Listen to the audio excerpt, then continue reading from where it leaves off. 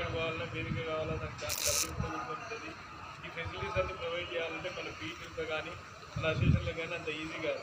So అదే టైంలో అడగగానే స్పందించిన ఈ కళాశాల మన ప్రిన్సిపల్ గారికి కానీ దీనికి అవగాహన కరెస్పాండెంట్ గారికి కానీ నిజంగా చాలా ధన్యవాదాలు.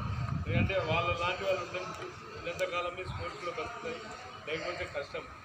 ఇంకా చాలా కష్టంగా కూడా ఉంది. మీ అసోసియేషన్ వాళ్ళు ఎక్కడన్నా ఇలా వేదిక కానీ మీకు ఏదైనా ఫెసిలిటీస్ కానీ ఫుడ్ కానీ ప్రొవైడ్ చేయాలంటే నాకు తెలిసి 40,000 ఖర్చు అవుతుంది.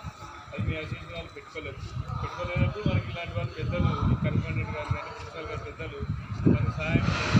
ఆ సహాయం చేయడం వల్ల మీకే మెయిన్ బెనిఫిట్ వస్తుంది. అది విద్యార్థులకే మీరు క్రీడలలో మంచి అవకాశం పోయి జాతీయ స్థాయికి పోయినారనుకోండి, రేపొద్దున మీకు ఇంజనీరింగ్ కాలేజీలో కానీ మెడికల్ కాలేజీలలో సీట్లు కానీ వేరే రకమైన సీట్లు కానీ రీసెంట్గా డిఎస్సి దగ్గర 360 మందికి ఉద్యోగాలు వచ్చినాయి. అందరూ వినిటారు.